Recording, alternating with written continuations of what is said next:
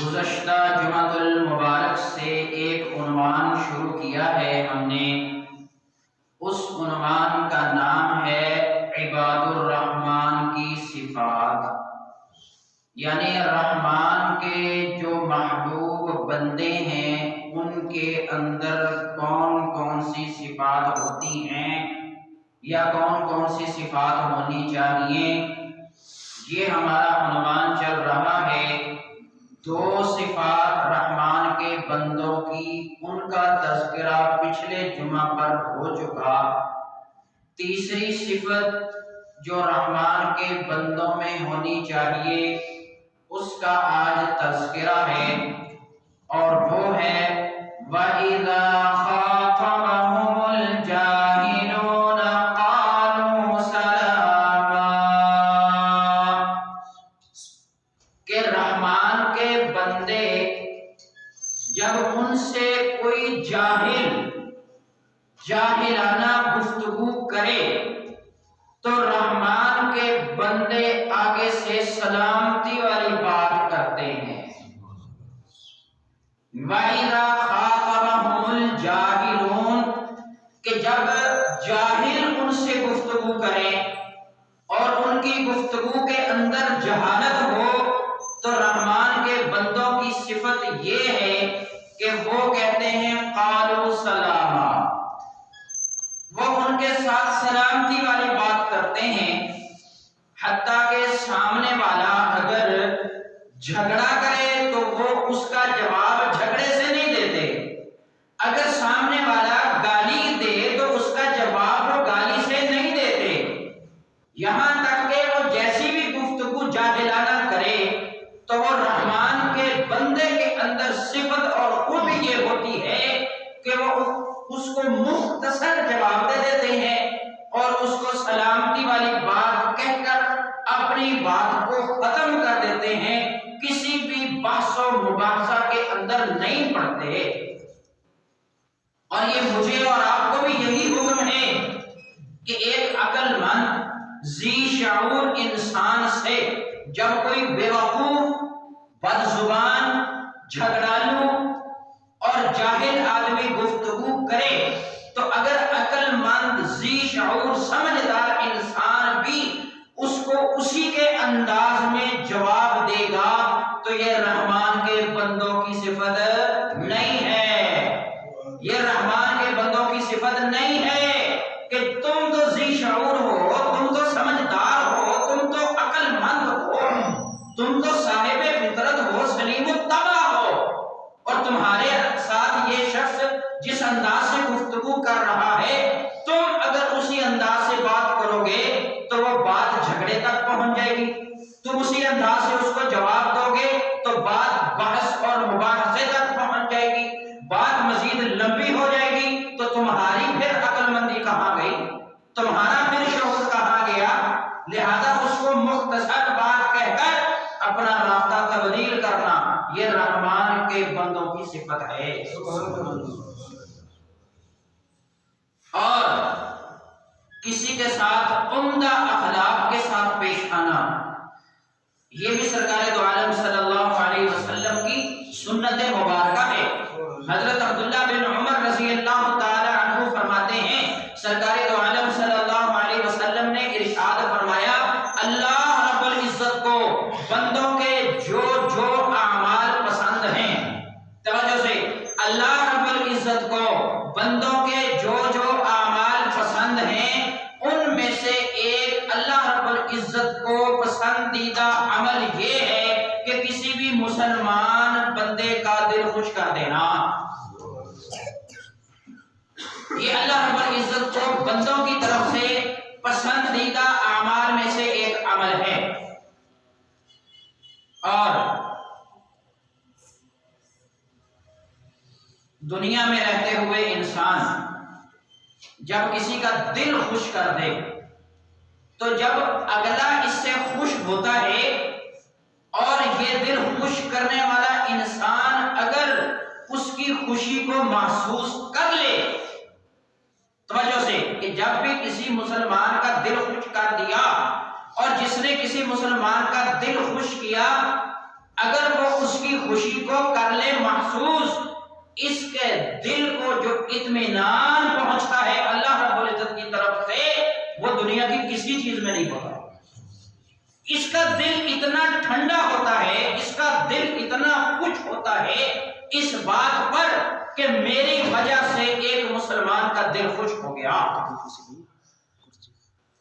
تو اس لیے ہمیں بھی چاہیے کہ ہم تیسری صفت رحمان کے بندوں کی جو آج ہم نے عنوان شروع کیا وہ یہ ہے کہ جب بھی کوئی ان سے جاہلانہ گفتگو کرے تو وہ آگے سے سلامتی والی بات کریں۔ چوتھی صفت قرآن عظیم الشان 19واں پارہ سورۃ الفرقان کی آخری آیات، والذین یبیتون لربہم سجدا وقیاما،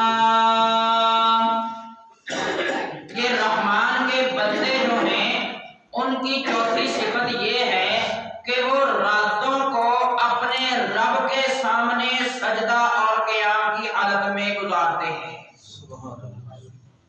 یہ بھی رحمان کے بندوں کی ایک صفت ہے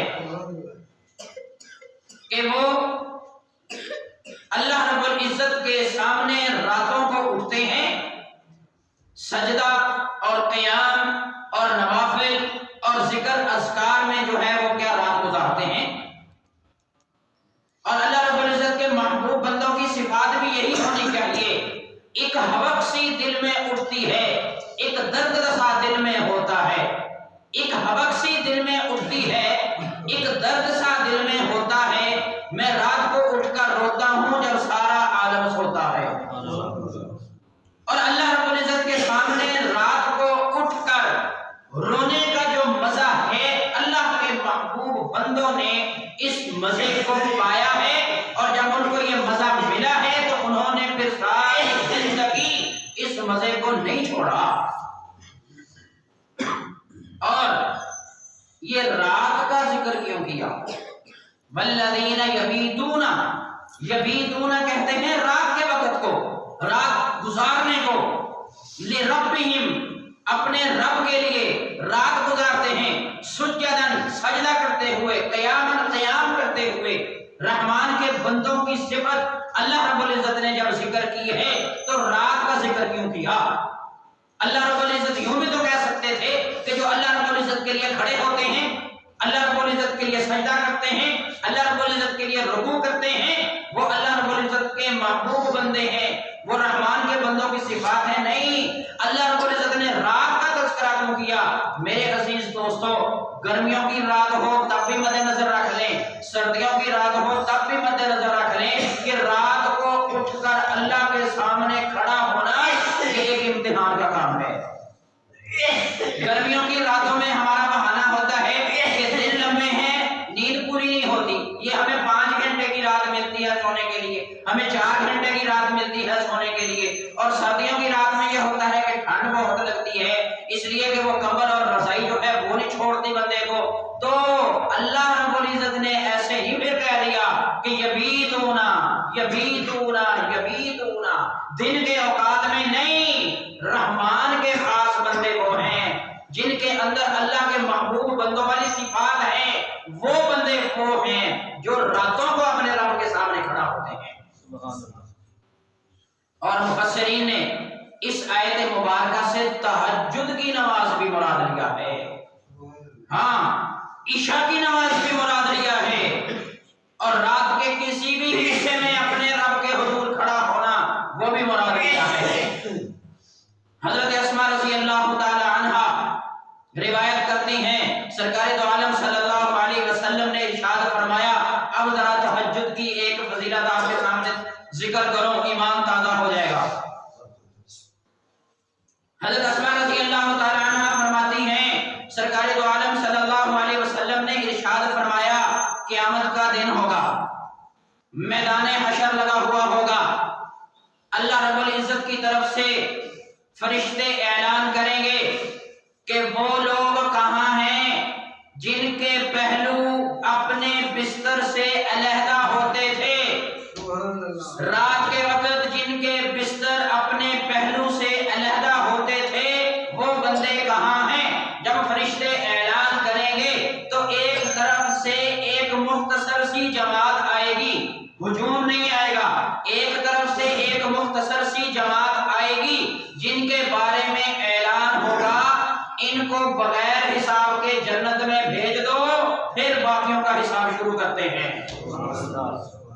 سرکار دو عالم صلی اللہ علیہ وسلم کا فرمان ہے ان کے پہلو بستر سے علیحدہ ہوتے ہیں. اس سے مراد تہجد کی نماز ہے کہ جب وہ تہجد کی نماز کے لیے اٹھتے ہیں اپنے رب کے حضور کھڑے ہوتے ہیں تو پھر پہلو ان کا بستر کے ساتھ رہا نہیں رہا. اور تہجد کی نماز نیک لوگوں کا طریقہ ہے اور مغفرت کا ذریعہ ہے. رب کے نزدیک کرنے والی عبادت ہے، خطاؤں کو دور کرنے والی عبادت ہے اور جسم سے بیماریوں کو بھگانے والی عبادت ہے. اور پہلا زمانہ جب تھا تو تہجد کی نماز فوت ہونے پر لوگ روتے تھے. پھر اس کے بعد وہ زمانہ آیا تکبیر اولا فوت ہونے پر لوگ روتے تھے. اور آج وہ زمانہ آ گیا ہے کہ تہجد کو چھوڑو، تکبیر اولا کو چھوڑو، فرض نمازیں ختم ہو رہی ہیں، فرض نمازیں چھوٹ رہی ہیں، فرض نمازیں قضا ہو رہی ہیں. وہ خود کیا وہ بھی نہیں رونے والے، ان پر بھی نہیں کوئی غم کرنے والا. اللہ رب العزت کی طرف سے جب رات کا آخری پہر ہوتا ہے تو اللہ رب العزت فرشتوں کی 3 جماعتیں تشکیل دیتے ہیں. کتنی جماعتیں؟ 3 جماعتیں تشکیل دیتے ہیں. آپ کو میں ساتھ لے کر چل رہا ہوں تاکہ وہ نیند بھی نہ آئے اور ذرا ایکٹیو رہ کر میری طرف متوجہ رہیں. اللہ رب العزت رات کے آخری پہر میں فرشتوں کی 3 جماعتیں تشکیل دیتے ہیں. ایک جماعت وہ ہوتی ہے اللہ رب العزت فرماتے ہیں کہ تم جاؤ، یہ ٹائم ہے میرے نیک بندوں کا، میرے برگزیدہ بندوں کا، میرے محبوب بندوں کا، میرے پسندیدہ بندوں کا میرے سامنے کھڑا ہونے کا وقت ہے. تم جاؤ، فلاں بندہ اس پر میرا غضب ہے، وہ فلاں بندہ اس پر میری ناراضگی ہے، وہ فلاں بندہ وہ میرا نافرمان ہے. تم جا کر اس کو تھپکی دے کر سلا دو، میں اس کو اپنے سامنے کھڑا ہونا گوارا نہیں کرتا. تو اللہ رب العزت ایک پہلی جماعت فرشتوں کی اس کو تشکیل دیتے ہیں. دوسری جماعت اللہ رب العزت فرشتوں کی بھیجتے ہیں کہ وہ میرا محبوب بندہ ہے، وہ میرا پسندیدہ بندہ ہے، نیک بندہ ہے، برگزیدہ ہے، وہ تہجد کے لیے اٹھتا ہے، تم جا کر اس کو پر مار کر اٹھا دو. اس لیے کہ جب وہ رات کے اس پہر میں میرے سامنے کھڑا ہوتا ہے میں پروردگار اس پر بہت خوش ہوتا ہوں. اور اس بات کا مشاہدہ آپ نے بھی کیا ہوگا، میں نے بھی کیا ہے کہ جس گھر میں بڑے ہیں یا بڑے رہے ہیں یا جس کا کسی بھی اللہ والوں کے ساتھ تعلق ہے، ان کے پاس وقت گزرا ہے، تو آپ حضرات بھی کہیں گے واقعتاً درست بات کی ہے آپ نے.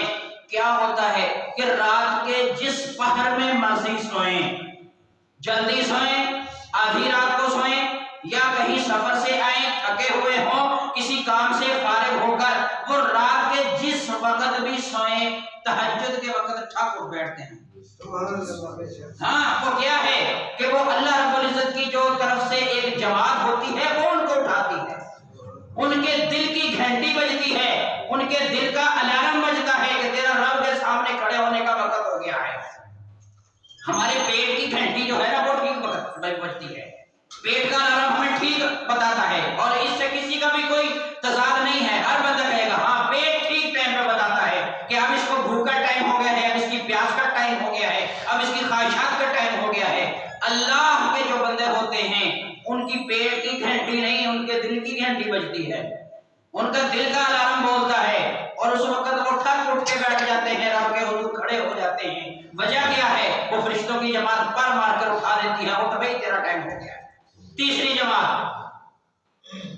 جماعت اللہ رب العزت فرشتوں کی بھیجتے ہیں کہ یہ ہیں میرے مقربین، یہ بہت مقربین ہیں، میرے نیک لوگ ہیں، ان کی تم کروٹ بدل دو، صرف تھپکی بھی نہیں دینی کہ سوئے رہیں، پر مار کے اٹھانا بھی نہیں ہے کہ ان کو کھڑا کر دو، ان کی کروٹ بدل دو. جی چاہے گا تو میرے سامنے کھڑے ہو جائیں گے، جی چاہے گا تو سوئے رہیں گے. یہ وہ میرے مقربین ہیں جن کا سونا بھی مجھے پسند ہے. اگر ان کی منشا ہوگی اٹھنا چاہیں گے تو اٹھ کے میرے حضور کھڑے ہو جائیں گے، اگر یہ سونا چاہیں گے تو تب بھی مجھے پسند ہے. اس لیے کہ یہ ایسے مقرب بڑھائی ہے نا بڑھائی، وہ گھر میں کام کرنے کے لیے ہم بلوا لیں تو وہ آری کے ساتھ کام کرتا کرتا کرتا 2-3 گھنٹے کے بعد کیا کرے، وہ ایک سائڈ پہ اپنی آری کو لے کر بیٹھ کے اس کو تیز کرنا شروع کر دے تو ہم اس کی اجرت نہیں کاٹتے۔ ہم یہ نہیں کہتے کہ آپ نے تو ہمارا کام جس کام کے لیے آئے تھے وہ نہیں کیا، آپ نے تو اپنا اوزار ٹھیک کیا، نہیں، اس کا وہ اس وقت کا اوزار ٹھیک کرنا وہ اس کے کام میں شمار ہوتا ہے۔ اللہ رب العزت کے جو مقربین ہوتے ہیں وہ سوتے بھی صرف اس لیے ہیں تاکہ تھوڑا سا آرام کر کے پھر اللہ کے حضور کھڑے ہو جائیں۔ ان کا سونا ہمارے سونے جیسا نہیں ہوتا، اس لیے اللہ رب العزت کو ان کا سونا بھی پسند، ان کا اٹھنا بھی پسند۔ یہ رات کے آخری پہر میں اللہ رب العزت کی طرف سے 3 جماعتیں تشکیل دی جاتی ہیں۔ رحمان کے بندوں کی ایک صفت، یہ چوتھی میں نے آپ کے سامنے ذکر کر دی، کہ اپنے رب کے حضور کھڑے ہوتے ہیں سجدہ کرتے ہوئے، قیام کرتے ہوئے۔ اور 5ویں صفت، والذین یقولون ربنا اصرف عنا عذاب جہنم ان عذابها کان غراما۔ رحمان کے بندوں کی صفت یہ ہے، پچھلی ساری صفات ہونے کے باوجود بھی کیا کرتے ہیں، اپنے رب سے دعا کرتے ہیں جہنم سے بچنے کی۔ ربنا صرف عنا عذاب جہنم، اے اللہ ہم سے جہنم کے عذاب کو دور رکھ۔ اور یہ نیک لوگوں کا شیوا ہے۔ اور ہم جب نماز پڑھتے ہیں تو سلام پھیرنے کے بعد ہم کیا کرتے ہیں، اللہ اکبر، استغفر اللہ استغفر اللہ استغفر اللہ۔ کیوں، ہم نے کوئی برا کام کیا تھا؟ نہیں، ہم نے تو نماز پڑھی تھی، ابھی نماز کا سلام پھیرا ہے اور ہم استغفر اللہ کیوں کر رہے ہیں؟ اس لیے کہ یہ ہماری جو عبادت ہے یہ بھی نہیں پتا کہ قبول ہوگی کہ نہیں ہوگی۔ ہماری عبادت بھی اس حیثیت کی ہے کہ نہیں ہے کہ جس کو اللہ رب العزت کے ہاں قبولیت نصیب ہو۔ اس لیے فرمایا کہ رحمان کے بندوں کی صفت یہ ہے کہ وہ نیکی کے کام کرنے کے ساتھ ساتھ جہنم سے بچنے کی بھی دعا کرتے ہیں۔ ان کے دل میں خوف خدا ہوتا ہے۔ اور اللہ رب العزت نے متقین کی جو صفات قرآن عظیم الشان میں ذکر کی ہیں، ان المتقین فی جنات و نعیم، اب متقین اللہ رب العزت کے نیک بندے ہیں، کیا ان کے بارے میں فرمایا ہے، کانوا قلیلا من اللیل ما یہجعون وبالاسحار هم یستغفرون۔ کانوا قلیلا من اللیل، کہ وہ رات کے وقت تھوڑا سوتے ہیں۔ اللہ رب العزت کے ہاں متقین بندوں کی صفات ہیں، کانوا قلیلا من اللیل ما یہجعون، رات کے وقت تھوڑا سوتے ہیں۔ مطلب کیا ہے کہ رات کا اکثر حصہ وہ عبادت میں گزارتے ہیں، لیکن اس کے بعد کیا کرتے ہیں متقین، وبالاسحار هم یستغفرون، جب صبح کا وقت ہوتا ہے تو استغفار کرتے ہیں۔ یہ نیک لوگوں کی صفات ہے کہ جب انسان عبادت بھی کرے تو ساتھ استغفار کو بھی لازم پکڑے، انسان عبادت بھی کرے تو جہنم سے بچنے کی دعا بھی کرے۔ انہا ساعت مستقرا و مقاما، فرمایا کہ جہنم انتہائی بری جگہ ہے، انتہائی برا ٹھکانہ ہے۔ اور انسان کے دل میں خوف بھی ہونا چاہیے، اللہ رب العزت سے امید بھی ہونی چاہیے۔ ہاں، الایمان بین الخوف والرجاء، ایمان خوف اور رجاء کے درمیان ہے، کہ نہ ہی اتنا زیادہ خوف ہو اللہ رب العزت کا کہ انسان اللہ رب العزت کی رحمت سے ہی مایوس ہو جائے، اور نہ ہی اتنی زیادہ امید ہو کہ انسان گناہوں سے بھی نہ بچے۔ اللہ رب العزت سے خوف بھی ہونا چاہیے، اللہ رب العزت سے امید بھی ہونی چاہیے۔ اور فرمایا کہ یہ خوف کب ہونا چاہیے اور امید کب ہونی چاہیے۔ اکابرین نے یہ بھی بات سمجھا دی، فرمایا کہ جوانی میں خوف غالب ہونا چاہیے۔ جوانی گناہوں کا کے اندر گزرتی ہے نا، فرمایا جوانی میں خوف غالب ہونا چاہیے، بڑھاپے میں اللہ رب العزت سے امید غالب ہونی چاہیے، صحت کی حالت میں خوف غالب ہونا چاہیے، بیماری کی حالت میں اللہ رب العزت سے امید ہونی چاہیے، خوشی کی حالت میں خوف غالب ہونا چاہیے، اور غم کی حالت میں اللہ رب العزت سے امید ہونی چاہیے۔